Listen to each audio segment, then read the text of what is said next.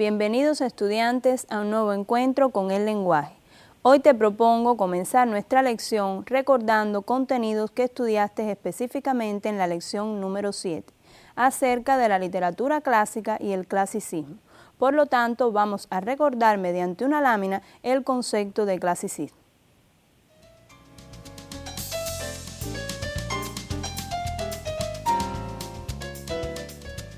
Clasicismo.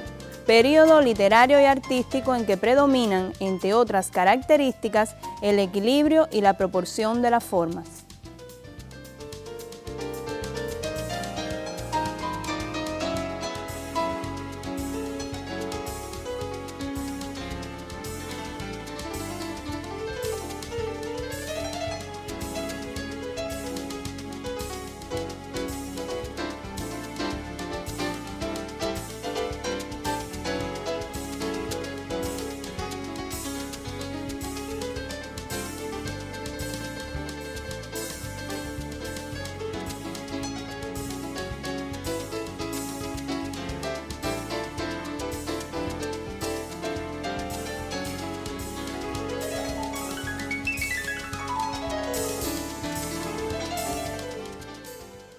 Hemos comenzado nuestra lección con este concepto porque específicamente en la lección de hoy vamos a trabajar con el clasicismo francés.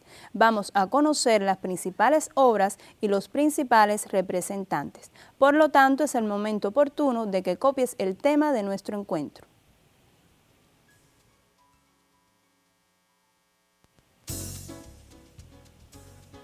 Tema: el clasicismo francés. Molière, Tartuffe.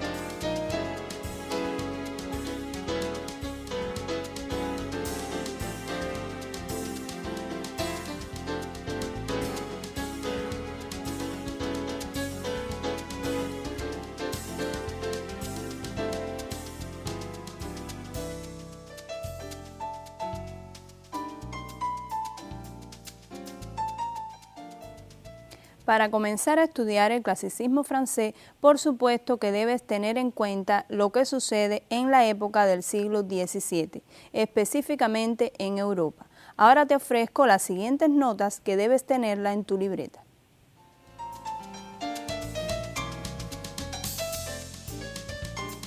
En la historia europea del siglo XVII sobresalen dos hechos: la Revolución burguesa inglesa y el apogeo del absolutismo francés. En Francia, desde el siglo XVI, la monarquía absoluta tomó en sus manos el asunto de la cultura nacional. Los reyes se destacaron por la pompa, el refinamiento y su condición de mecenas. En la primera mitad del siglo domina el panorama político el cardenal de Richelieu, primer ministro del reino de Luis XIV, soberano débil y temperamental, incapaz de lograr la unidad del reino. Este cardenal gobernó con mano dura y aunque su época estuvo llena de violencias y luchas, logró la unidad en torno al rey.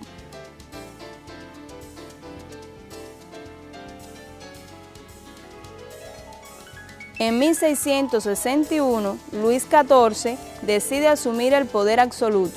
Durante su reinado se liquida el régimen feudal, la clase burguesa se hace más fuerte, la nobleza va en decadencia y continúa la lucha en el plano de la religión.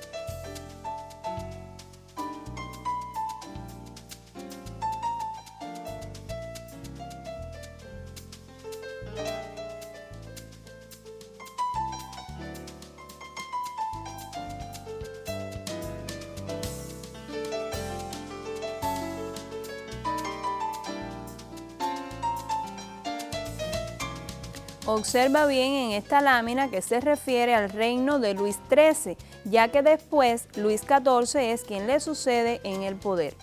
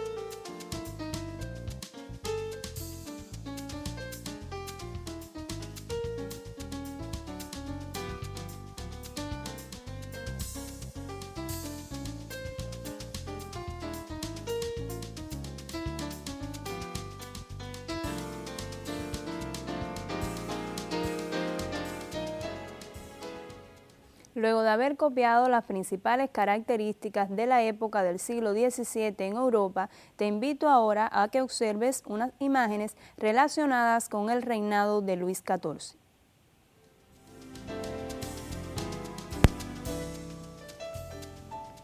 En la primera imagen se te muestra el Palacio de Versalles. Este palacio fue mandado a construir por Luis XIV con líneas armoniosas y lujo deslumbrante, y allí se instala su corte compuesta por miles de cortesanos.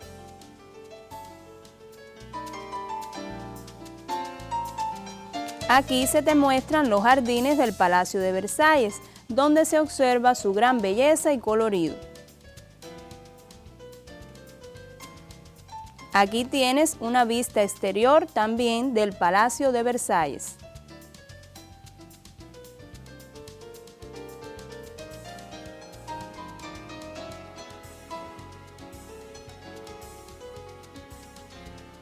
Ahora se te ubica un salón interior donde se observa el estilo barroco. Observa la excesiva ornamentación que tiene este interior del palacio.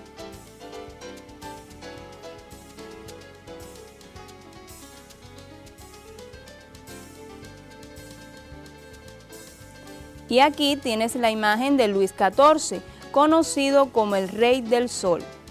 En este caso, el rey se rodea de funcionarios capaces y mediante una política enérgica logra establecer el orden, la estabilidad y la unidad nacional. ¿Sabes por qué se le da este apelativo de Rey del Sol?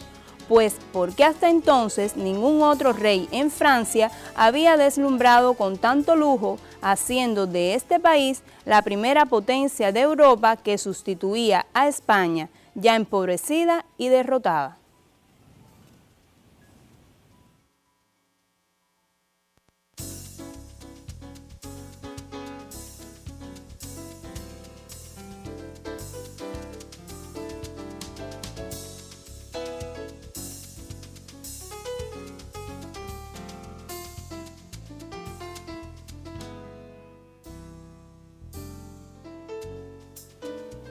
Ahora sí estás en condiciones de copiar el concepto de clasicismo francés. Obsérvalo.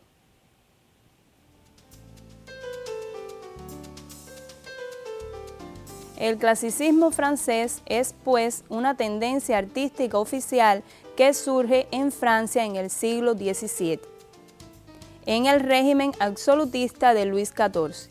Este estilo aspiraba a conseguir un ideal de belleza basado en la mesura, el orden, las normas o reglas clásicas de la antigüedad y el predominio de la razón.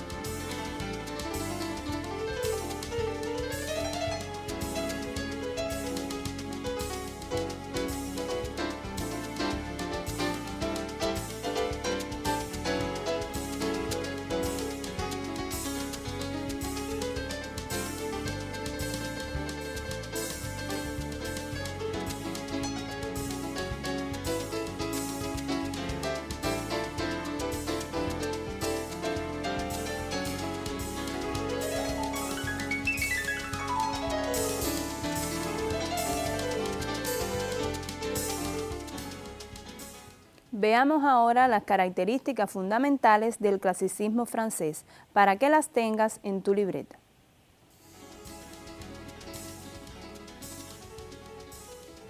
La literatura del clasicismo francés se caracteriza por inspirarse en los modelos de la antigüedad clásica, ser racionalista y rechazar lo imaginativo, tender a la sencillez y la claridad, mantener una actitud pedagógica, establecer leyes propias para la distinción de los géneros.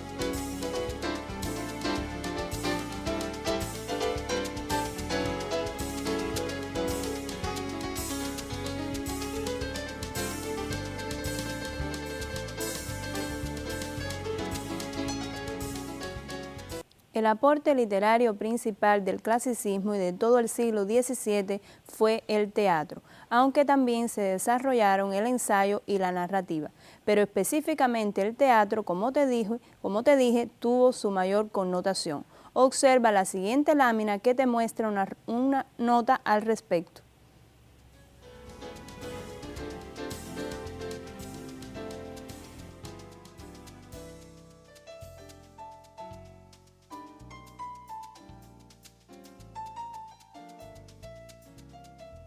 En Francia, en el siglo XVII, se cultivó la comedia y la tragedia. Estas toman elementos de la herencia grecolatina. El teatro clásico francés alcanzó gran esplendor gracias a la obra creada por Racine, Corneille y Molière.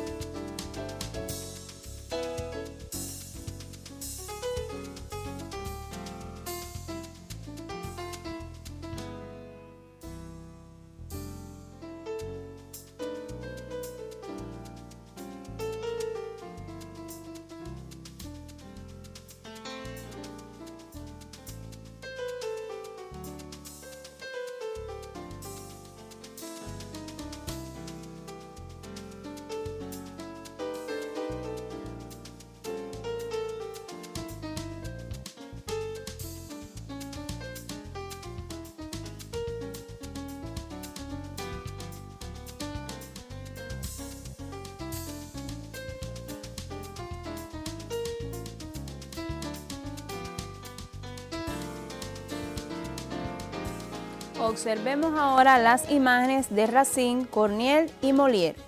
Ahí te aparece en la lámina Jean Racine, que nace en 1639 y muere en 1699. Es el gran poeta del teatro francés. Cuidó de su lenguaje, que es abstracto en un modo, aunque pulido como una piedra preciosa. Su expresión literaria es la más fina y estilizada de cuantas se hayan escrito en lengua francesa durante el siglo XVII. Jancista momentáneamente arrepentido, debió su formación a Paul Royal, de la que renegaría. Fue un innovador de la técnica dramática que se vuelve impecable, aunque todas sus obras se inspiran en temas y autores antiguos, griegos y latinos.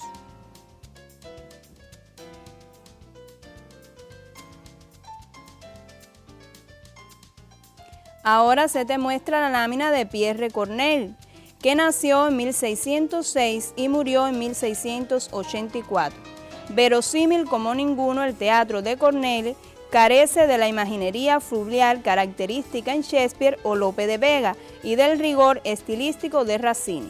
Prefiere los temas históricos y políticos antes que los mitos. Para ello cultivó el drama y la tragedia.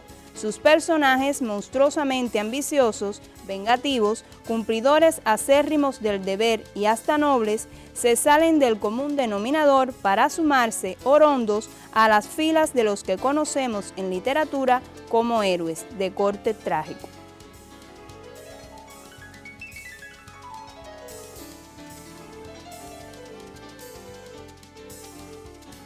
Ahora te aparece la figura de Molière, que su nombre es Juan Bautista Poquelin. Nace en 1632 y muere en 1673. Resume en su obra el ser social de Francia en el siglo XVII. En su teatro están las más auténticas raíces forjadoras de la nacionalidad, y sus personajes, por tener una primordial esencia humana, han conservado su vigencia hasta nuestros días. Por supuesto que de esta figura vamos a estar hablando mucho más ahora en la lección.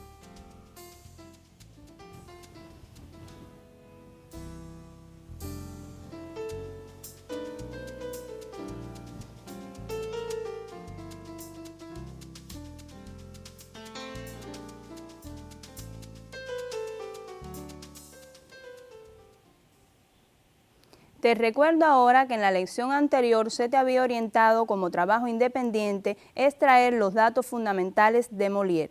Ahora te ofrezco una síntesis de ellos.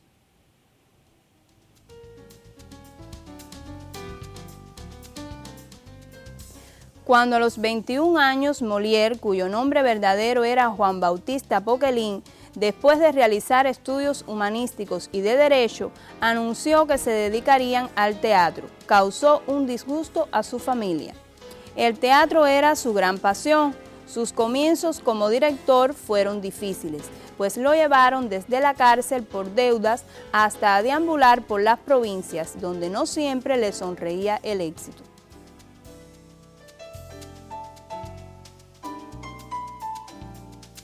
Fue escritor de sus propias obras, descubriendo que el humanismo era su camino y la comedia su género. Se gana el favor del rey y comienza una etapa exitosa. Muere durante la representación de una de sus obras, El enfermo imaginario.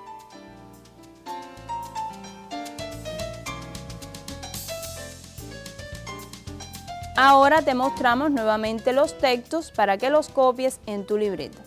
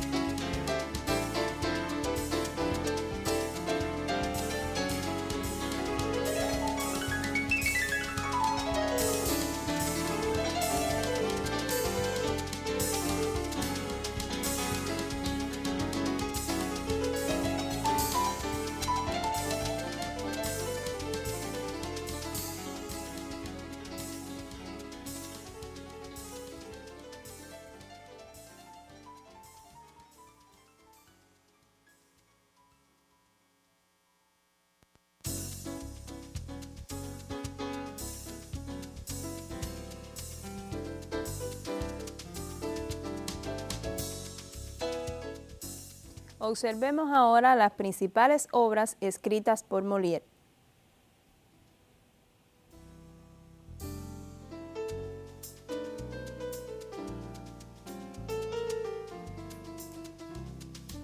Principales obras: Las preciosas ridículas, El avaro, El burgués gentilhombre, La escuela de mujeres, Don Juan, Tartufo y El enfermo imaginario. Específicamente vamos a estudiar a Tartufo.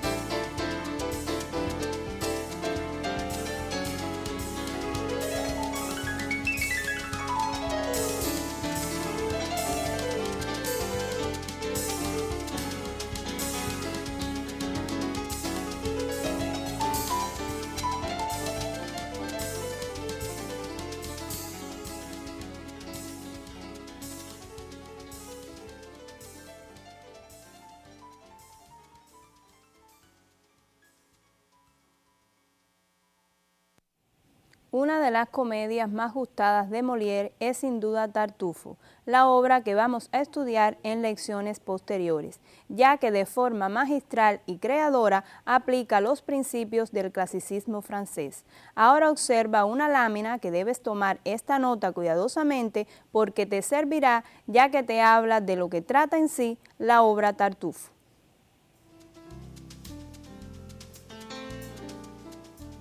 La obra presenta una estructura de 5 actos. Se ajusta a las 3 unidades dramáticas: lugar, acción y tiempo. La acción se desarrolla en un solo lugar y hay un conflicto único cuyo desarrollo no sobrepasa las 24 horas de un día. Para Molière, la comedia tenía la finalidad de presentar los defectos de los hombres de su época y Tartufo es un ejemplo excelente. A esta obra llevó tipos y situaciones verdaderamente representativas de su época, así como la hipocresía como tema y medio para ascender en la sociedad. Observa ahora nuevamente las láminas para que las copies en tu libreta.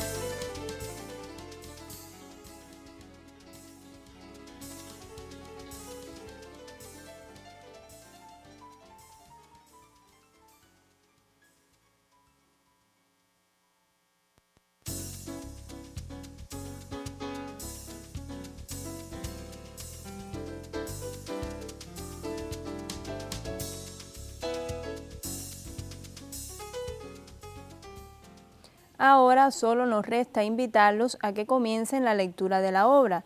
Por supuesto que vamos a estudiar 3 actos fundamentales, el tercero, el cuarto y el quinto, pero tú tienes el compromiso de leerte la obra completa para que puedas entender el final. Ahora te propongo que copies ya el trabajo independiente para la próxima lección.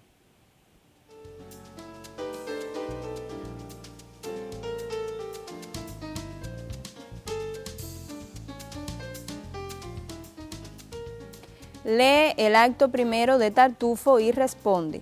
¿Qué personajes intervienen? Redacta su argumento.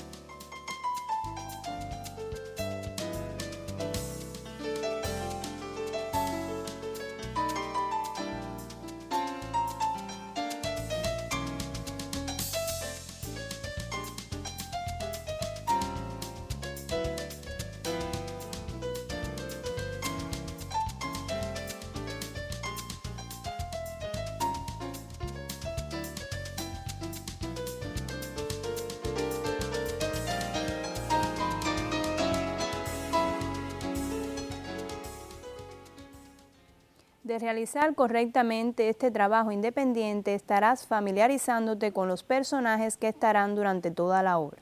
Ahora me estoy despidiendo de esta forma hasta un nuevo encuentro con el lenguaje.